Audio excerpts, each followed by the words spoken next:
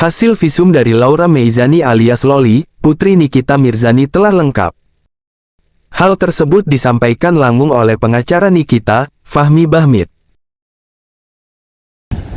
Assalamualaikum warahmatullahi taala wabarakatuh. Selamat malam rekan-rekan semua yang selalu mengawal perkara ini.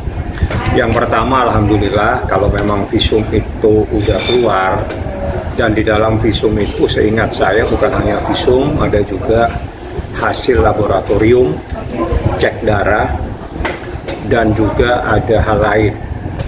Nah, isi visumnya mungkin saya tidak bisa sampaikan, ya.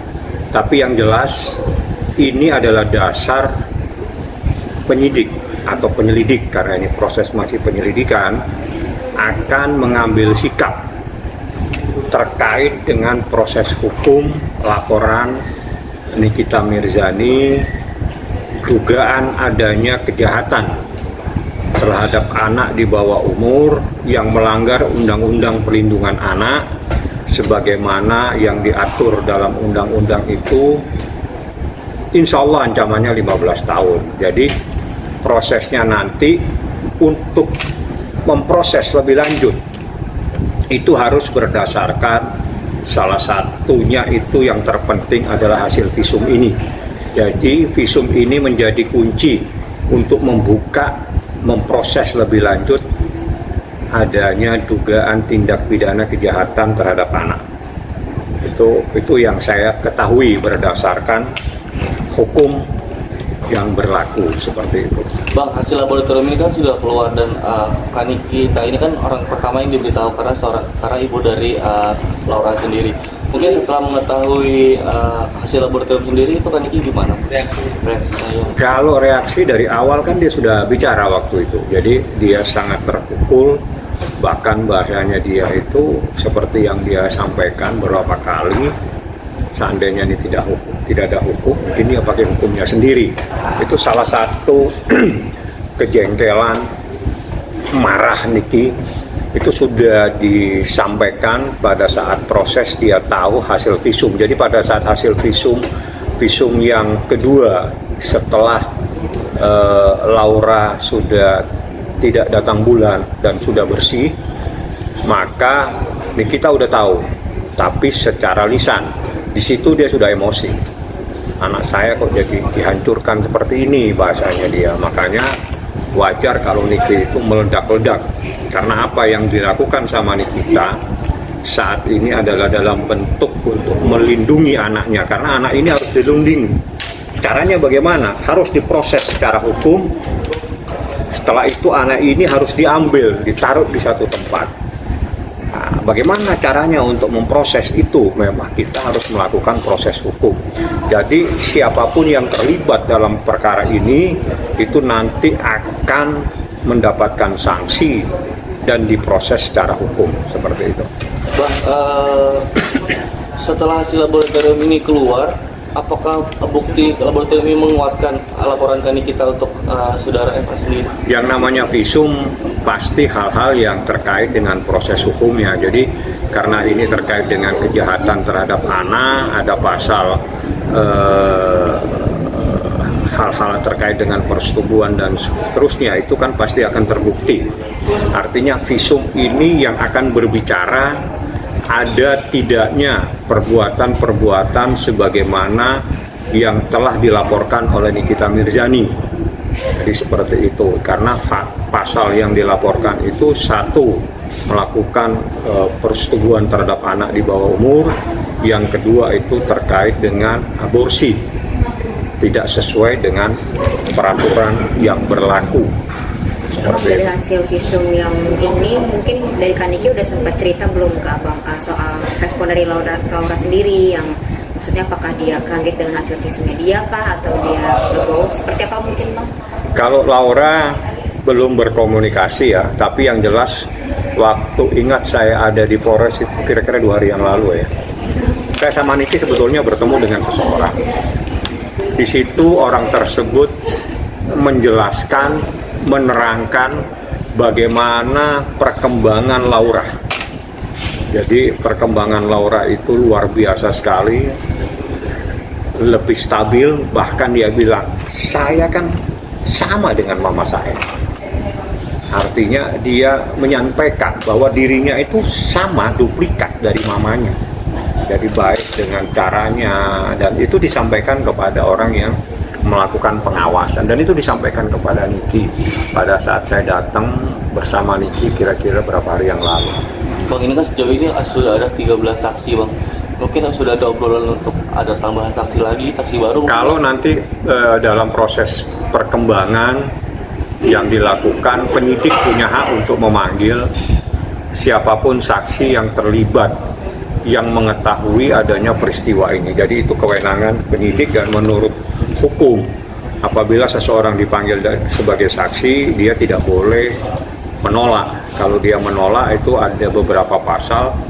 Salah satunya bisa dianggap menghalangi proses penyidikan, dan ada juga dianggap dia tidak mau datang. Jadi seperti itu. Berarti kalau misalkan nanti pihak kepolisian meminta saksi baru, Abang sudah mempersiapkan? Jadi penyidik yang tahu siapa. Jadi dalam proses itu kan dari saksi itu pasti berbicara.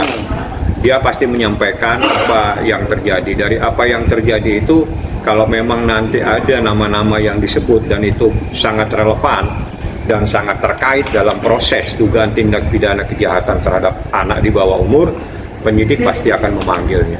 Ini untuk penegasan aja sebenarnya, kan kalau dari Laura sendiri sama Fadilnya itu sebenarnya udah membantah kalau nggak ada peristiwa tersebut ya.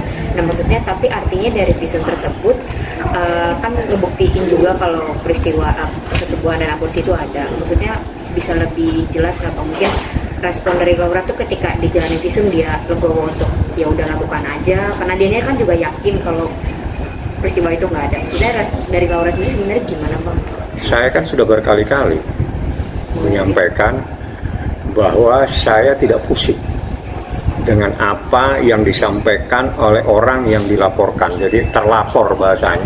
Terlapor itu menurut hukum, bukan hanya membantah, ya. Diam juga dibolehkan.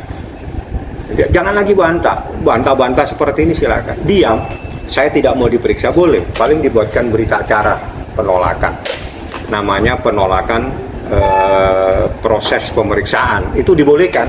Jadi tidak penting bagi saya dia itu mau bilang apa saja, karena bagi hukum yang terpenting itu dua alat bukti. Nah, dua alat bukti, visumnya udah keluar, keterangan saksi sudah ada, bukti-bukti petunjuk yang lain sudah ada. Jadi dia mau mengakui silakan, mau membantah silakan. Semakin dia membantah, semakin dia masuk dalam persoalan terperangkap dengan apa yang dia katakan sendiri, seperti itu. Bang, ini kan juga banyak banget dari luar netizen dan segala macam mempertanyakan kenapa Bang Fahmi ini tadi yang kayak Bang Fahmi bilang tidak mau menanggapi omongan-omongan dari terlapor gitu kan Bang. Gak penting. Iya, memang dari segi abangnya memang apa yang memang harus di persidangan aja seperti apa Bang? Bukan, karena saya ngerti hukum Pak. Saya ngerti hukum dan saya yang mengajari hukum. Saya dosen. Jadi saya juga tahu hukumnya itu seperti apa. Jadi kalau saya tahu hukum, ya saya harus berbicara secara hukum. Jadi tidak mungkin saya menanggapi hal-hal di luar konteks hukum. Jadi salah satunya terkait dia membantah. Silakan mau bantah, mau tiap hari membantah juga nggak pusing saya. Nah, jadi KUHP sendiri itu membolehkan hak ingkar, itu namanya hak ingkar. Di dalam KUHP itu ada hak ingkar. Hak ingkar itu diberikan kepada orang yang menjadi terlapor. Tapi terlapor nanti pada proses lebih lanjut menurut KUHP itu kan menjadi tersangka. Tersangka itu punya hak ingkar. Hak ingkar. Jadi aku nggak mau diperiksa, ya nanti dibuatkan. Nggak mungkin dipukuli. Sudah bukan zamannya lagi. Oh, Anda nggak mau diperiksa? Nggak. Kenapa? Ya sudah, saya nggak mau Pak. Saya buatkan berita acara ya penolakan. Dibuatkan Pak penolakan. Karena penyidik itu tidak akan berharap dari pengakuan terlapor, karena penyidik itu pasti akan mengungkapkan fakta-fakta pembuktian dari proses sebagaimana yang diatur dalam KUHP, yaitu keterangan saksi, pendapat ahli, bukti surat. Itu kan sudah 3 kalau itu saja. Jadi bukti surat juga bisa menjadi beberapa surat, termasuk WhatsApp dan apa saja yang ada. Salah satunya juga adalah visum. Nah, itu adalah hal itu. Jadi menurut KUHP berdasarkan putusan Mahkamah Konstitusi itu minimal 2 alat bukti untuk menetapkan seseorang menjadi tersangka. Jadi proses lebih lanjut dari proses ini itu menjadi kewenangan penyidik. Tapi saya berbicara secara hukum. Secara hukum acara, prosesnya setelah proses penyelidikan nanti akan naik kepada tahap yang namanya penyidikan. Tahap penyidikan itu adalah tahap di mana akan menentukan siapa yang harus bertanggung jawab atas adanya perbuatan pidana tersebut.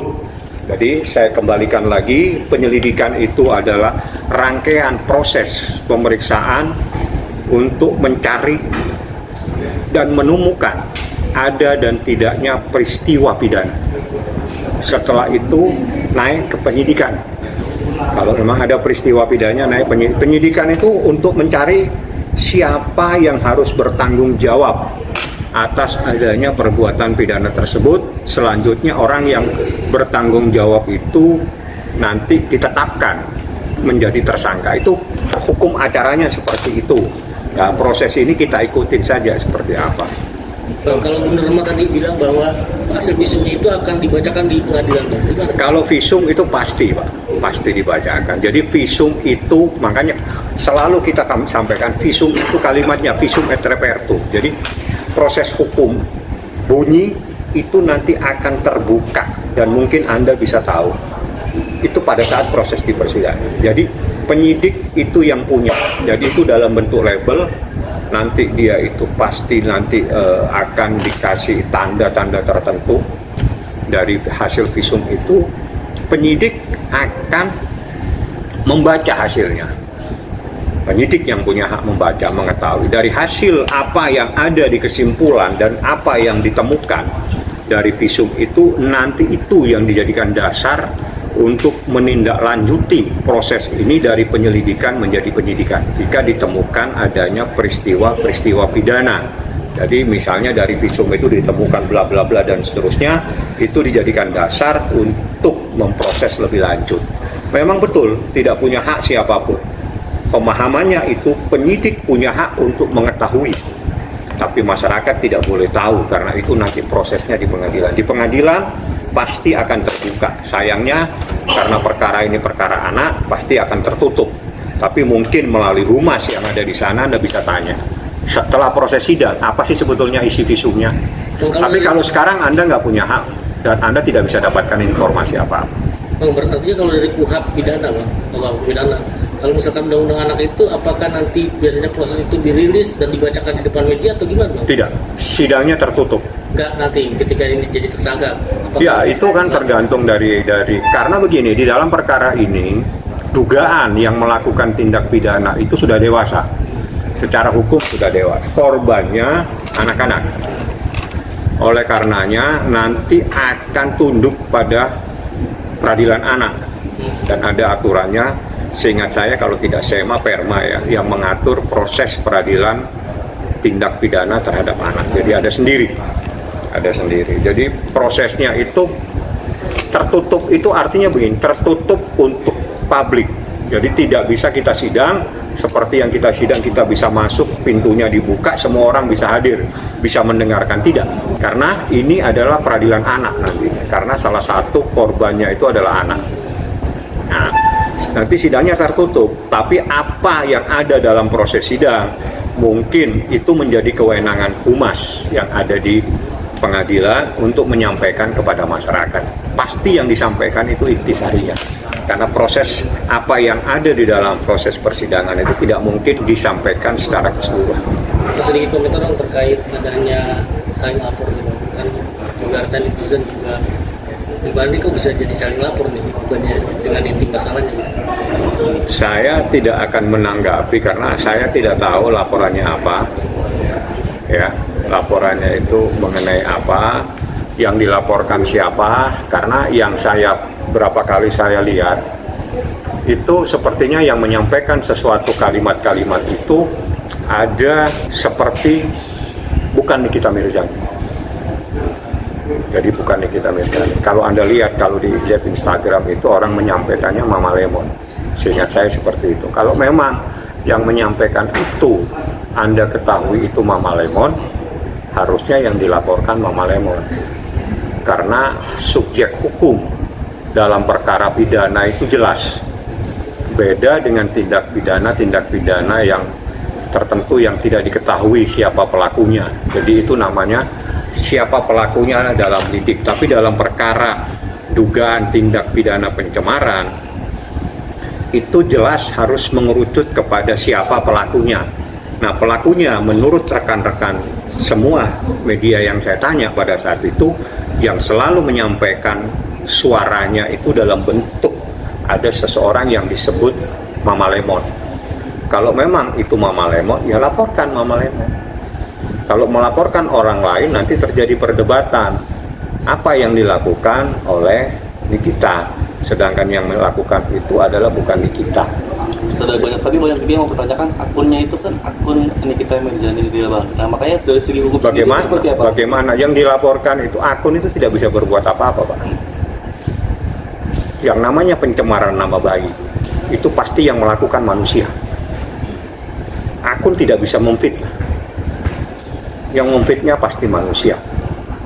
Manusia di dalam peristiwa ini ada yang disebut sama teman-teman semua itu adalah selalu dipanggil dengan sebutan Mama Lemon.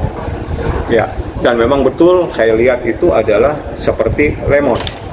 Jadi kalau memang seperti itu ya sampaikan, nanti biar terungkap Mama Lemon ini apa relevansinya dengan persoalan ini. Tapi kalau misalnya yang dilaporkan orang lain, terus orang lain itu menyatakan bahwa lah saya melakukan apa? Oh ini Anda melakukan, ini kan bukan saya, ini kan Mama Lemon. Terus bagaimana cara menyelesaikan? Jadi alangkah baiknya yang dilaporkan itu subjek hukum yang melakukan perbuatan tersebut. Bang, balik lagi ke hasil visum nih Bang. Dengan hasil visum yang ada, yang mungkin Abang udah tahu gitu. Tadi Abang bilang sempat ancamannya juga 15 tahun. Seberapa yakin Abang bisa merealisasikan? Itu bukan kita lagi ngurusin apa, begitu pun nggak perlu realisasi. Ini proses hukum itu pasti akan ditindaklanjuti oleh penyidik, jadi bukan saya. Jadi saya hanya melaporkan dan saya mencari keadilan. Nah, keadilan itu akan ditindaklanjuti oleh penyidik. Penyidik yang Anda tanyakan, kalau saya adalah mewakili korban. Dalam hal ini korban itu adalah Nikita Mirzani karena yang menjadi korban adalah anaknya. Sedangkan anaknya masih di bawah umur sehingga beban tanggung jawab itu ada di Nikita Mirzani, seperti itu. Bang, kalau melihat kemarin yang ceritanya bahwa orang di perubahan di Barat, Abang sendiri sebagai kuasa hukum dan sebagai ibaratnya orang yang pernah tahu Luli, pegang palanya Luli lah, gimana Bang melihat dia perubahannya? Kalau saya melihat perubahannya lebih baik ya, saya nggak ketemu, saya tidak ketemu ya. Saya tidak bertemu, tapi setelah saya berbicara dengan salah satu ibu yang kemarin datang di Polres, ibu itu yang berbicara dengan Nikita, saya mendengarkan banyak hal yang positif yang terjadi. Jadi pengaruhnya itu jauh lebih baik. Jadi saya bisa menyatakan bahwa saat ini Laura itu kembali menjadi Laura anaknya Nikita Mirzani. Jadi dengan ketegasannya, dengan keberaniannya, ini Lauranya Nikita Mirzani. Jadi bukan yang suka teriak-teriak seperti yang kemarin Anda dengarkan. Jadi itu perubahan yang drastis dan itu sangat drastis kembali. Dia bilang saya kan sama dengan mama saya. Dia sampaikan dengan ibu itu. Jadi saya sama dengan mama saya. Jadi saya itu duplikat. Artinya betul-betul saat ini dia sadar bahwa dia punya mama. Dan dia itu identik dengan mamanya. Itu pengakuan seorang anak yang berumur 16 jalan 17 tahun. Bang, artinya ketika adanya seorang ibu ini kita jadi pun tidak bisa untuk melihat secara langsung. Bukan tidak bisa melihat secara langsung, bisa kalau dia mau, dan itu nanti akan melalui pihak penyidik akan berkomunikasi dengan safe house ya. Cuma ada kalanya dinasihati supaya saat ini itu biar ketenangan itu yang didahulukan. Jadi biar Laura tenang dulu, supaya semakin hari semakin tenang, dia kembali menjadi dirinya sendiri, dia kembali menjadi Lauranya Nikita Mirzani, itu lebih mudah untuk berkomunikasi. Jadi kemungkinan yang saya sarankan dan disarankan itu mungkin pamannya yang akan berkomunikasi mendatangi terlebih dahulu, karena biar tidak terjadi tiba-tiba terus emosi lagi. Nah itu banyak yang menyarankan seperti itu. Tapi Nikita nggak ada masalah kalau dia mau bertemu kapan saja. Jadi tidak ada batasan untuk keluarga bertemu. Keluarga dalam hal ini adalah orang tuanya, pamannya, kapan saja mau ketemu silakan. Tapi harus berkomunikasi dulu, nanti disiapkan tempat supaya bisa bertemu. Jadi nggak ada hal-hal yang dihalang-halangi. Sebetulnya hak itu diberi kebebasan untuk bertemu. Artinya jadwalnya kapan Bang? Ketika omnya Nikita dan Laura sendiri dijadwalkan kapan? Jadi bukan dijadwalkan ya, tinggal kapan Edwin ada waktu dan dia berkomunikasi, karena kan nanti disiapkan tempatnya biar bisa bertemu. Nanti dilihat dengan pertemuan itu apa yang terjadi dan yang terbaik nantinya buat Laura saat ini. Bang, izin mau nanya. Kan ini Laura sampai kapan sih Bang maksudnya untuk pemulihan di safe house? Karena kan kemungkinan nanti ada nggak sih Bang untuk Laura sendiri menjadi saksi pas nanti menjadi sampai penyidikan berjalan ini gimana Bang? Kalau dia kan saksi korban, dia pasti diperiksa. Cuma sampai kapan ya memang memerlukan proses ya, karena Anda bisa melihat pada saat saya bersama Nikita dan juga Edwin mencoba untuk membawa dia supaya dia bisa divisu, bisa diproses hukum, itu memerlukan sesuatu yang ada ketegangan, kesalahpahaman, dan dia berontak, teriak-teriak. Jadi itu biarin dulu lah, biar dia tenang. Jadi nanti akan disampaikan oleh unit perlindungan perempuan dan anak bagaimana progresnya, perkembangan secara batiniah dan juga perkembangan secara lahiriah. Artinya apakah dia sudah tidak marah-marah, apakah dia sudah tidak memukul orang atau dan sebagainya. Tapi saya hanya selintas kemarin itu, yaitu kalimatnya saya kan sama mama saya. Artinya yang selama ini dia tidak selalu menyebut nama terhadap mamanya udah beda. Artinya dia mengakui kalau dia anaknya Nikita Mirzani dan dia adalah identik dengan mamanya. Itu yang disampaikan Laura kepada salah satu yang memberikan perlindungan, seorang ibu yang selama ini dekat sama Laura, yang selalu mengarahkan, mengajak komunikasi, menenangkan batinnya dan sebagainya. Itu yang disampaikan kepada Nikita Mirzani seperti itu. Bang, jadi poinnya tidak adanya visum ini sudah keluar, poinnya apa sih? Dari Kalau proses visum sudah keluar, berarti proses ini akan diputuskan, ditindaklanjuti. Kalau ditindaklanjuti, maka prosesnya itu namanya penyidikan. Kalau sudah proses penyidikan, maka akan dipanggil semua sebagai saksi. Nah, dari sekian orang yang dipanggil dari saksi, pasti ada yang menjadi diduga telah melakukan dugaan tindak pidana. Ya, mereka yang diduga yang harus bertanggung jawab atas adanya peristiwa ini, itu nanti akan ditetapkan menjadi tersangka. Jadi prosesnya seperti itu. Jadi kalau kemarin dipulangkan, dan memang wajib dipulangkan, jadi justru salah kalau kemarin itu tidak dipulangkan, karena kemarin itu prosesnya adalah penyelidikan. Kalau penyelidikan seseorang ditahan itu melanggar hukum. Jadi tidak perlu joget-joget karena tidak ada manfaatnya. Hasil visum tersebut nantinya akan menjadi barang bukti dalam laporan yang dibuat oleh Nikita Mirzani. Tak hanya visum, Fahmi ungkapkan bahwa terdapat hasil lainnya yang telah keluar. Semua hasil tersebut menurutnya akan menjadi dasar dalam penyelidikan kasus yang dilaporkan kliennya. Nikita sendiri melaporkan Fadel Bajideh ke Polres Jakarta Selatan atas dugaan adanya kejahatan terhadap anak di bawah umur. Visum ini menjadi kunci untuk memproses lebih lanjut adanya dugaan tindak pidana terhadap anak. Dari hasil visum inilah nantinya akan membuktikan dugaan tindak asusila kepada anak di bawah umur dan aborsi yang melibatkan Fadel Bajideh. Fadel diduga melanggar Undang-Undang Perlindungan Anak dan terancam hukuman 15 tahun penjara. Nah, hanya itu yang dapat saya informasikan. Jangan lupa like, share, komen, dan subscribe channel YouTube ini.